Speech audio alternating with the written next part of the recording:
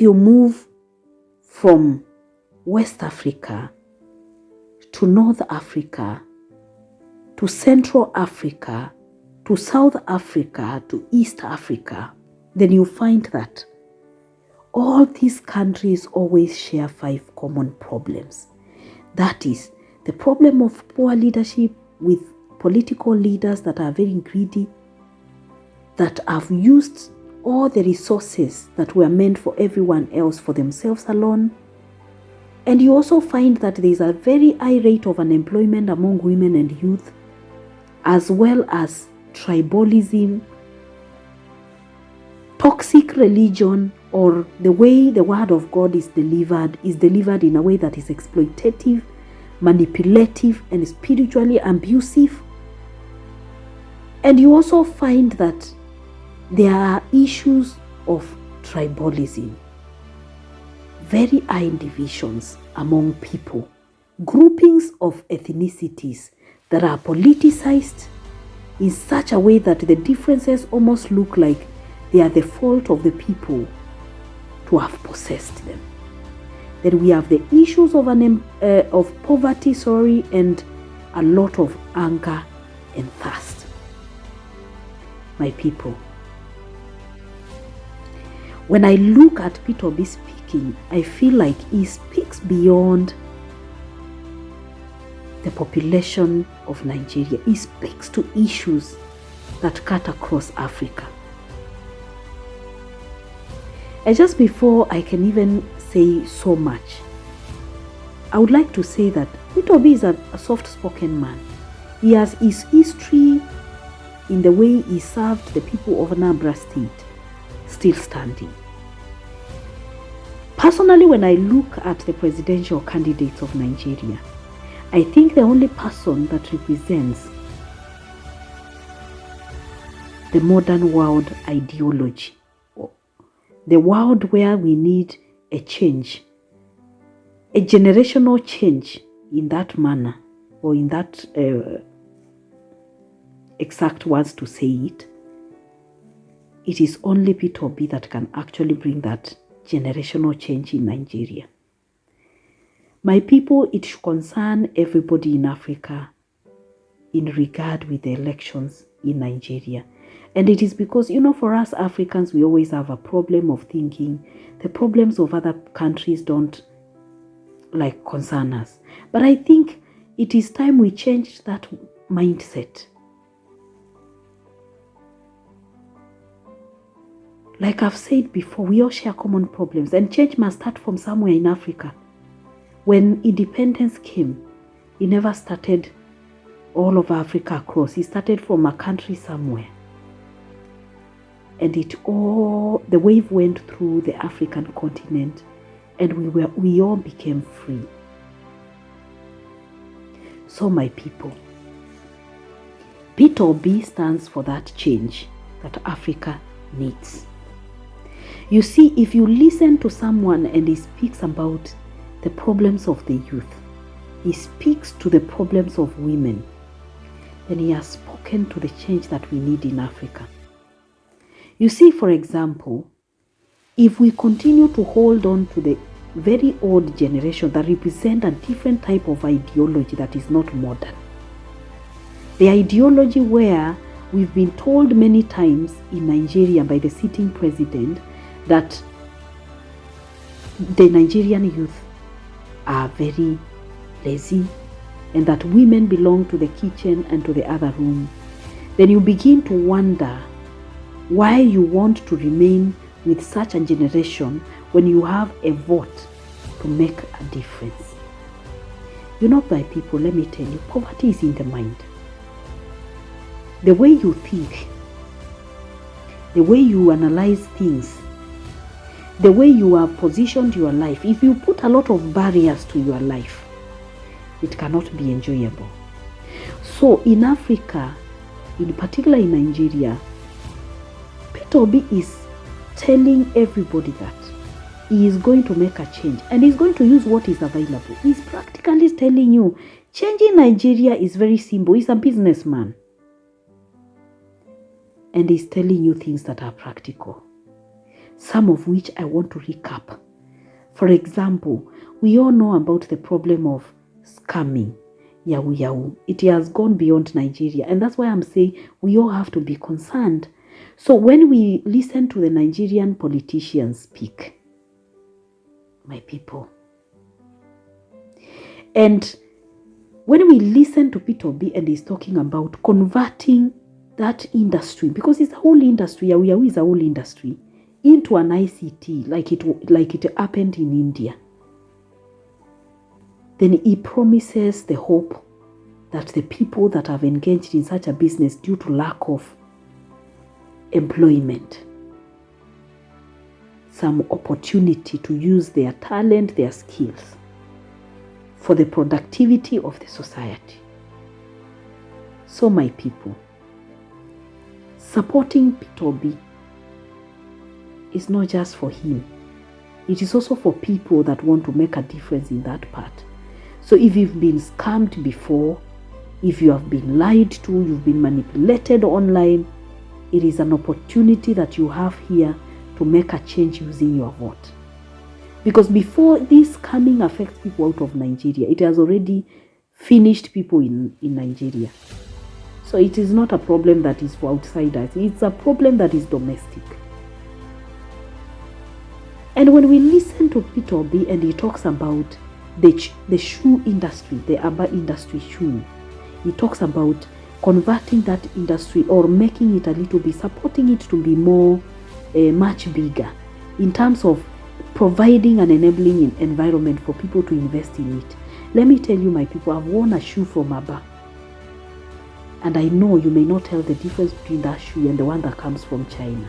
In fact, that shoe from Aba could be stronger because the person making the shoe has in mind our terrain, has in mind our roads, has in mind the kind of challenges you may have as you walk.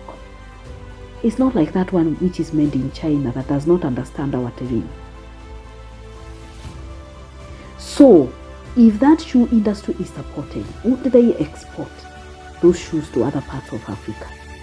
Will other parts of Africa be going to China or spending a lot of money or needing so much to start a business in their countries? Of course not, because the shoes have been brought closer home. Let's talk about the fashion industry. He speaks to the fashion industry in Nigeria. Everybody that comes from East Africa likes what we usually call it kitenge in East Africa. And people love those clothes. And everybody, I know my friend that trusts a cloth that is made by a Nigerian tailor more than the one that would be made in Kenya. So if Nigerians had the opportunity to expand that business, support it, commercialize it, and provide a business enabling environment that is not full of exploitation for the people to thrive, why wouldn't they create an employment? They would, my people. Nigeria society has over 2 million people, a lot of whom are very educated in diaspora. Some of them lack opportunities to work. If that pool of expertise was returned to Nigeria and concentrated there, because there is security and proper payment of people or remuneration of people, would Nigeria be in a position to provide expertise across Africa? They would, my people. So it concerns everybody to care about who is going to be the president of Nigeria. I don't really think that it would be nice to be quiet, because we've been quiet for so long, and it is time we change the way we approach the project Africa. We can't keep complaining. This year, Nigeria became 62 years old after independence. Kenya just became 59 years old after independence today. But what do we have to show that we have managed to achieve, other than perpetuating a lot of ethnicity and toxic religion that is being spread across the continent, that is very exploitative, only a few benefit, and they keep lying to the majority. every single minute, every single second. And it is all because of poverty, anger, thirst. People are hopeless. So if change started from Nigeria, there is no reason why it cannot spread to other countries in Africa. Let me tell you, women and youth, and I want to focus on women. The woman that is represented, or the picture of a woman that we see in the Bible, is a very powerful human being. I don't know why we let loose our guard. Why we have changed, and now we have been weakened by whatever, I don't know. But I understand that we suffer a lot. But we have an opportunity, for example, in Africa, and in Nigeria in particular, to vote differently. You do not have to vote for Tinubu or Atiku because your husband is voting for them. You can decide to change that. You can vote for Peter B. It is your vote, it's not your husband's vote. Women, it is not your brother's vote. Women and girls who have reached the age of 18 and above, choose yourself. Choose what represents the change you need. I know some of us have reached a point where we feel because we are educated, we don't need to think about our politicians. But leadership matters. You can have the education, but the employment is not there. Or you can have that employment, but the security to enjoy that employment is nowhere to be found. And that is what is happening so much in Nigeria. We've seen people in the universities, professors, lecturers, strike for over a year. They are not even in a position to deliver that education. So as people that are of middle class, women, youth, we have an opportunity to use that vote wisely. The reason why I'm talking to you over Christmas season is because I know people are already making resolutions for the new year. And one of your resolutions for the new year is supposed to be making a change, not just for yourself, for your future generation and for people to come. You see, when you change Nigeria, you change Africa. Because like I said in my previous video, over 200 million people is not a small number of people. This is a huge market. It is an opportunity to be represented properly. Nigeria has all the resources it needs: the oil, minerals, good weather, something that we may never witness in East Africa. And it has the opportunity to become even the food basket of Africa. If those resources are properly managed and utilized, they can go way beyond Nigeria. You see, choosing to be a P2B or an obedient is not something that you can say you have an option. It is the only option. Like, this is the only option. So, Nigerians, if you have spoken a lot with Nigerians, and some of them will always tell you, shine your eyes.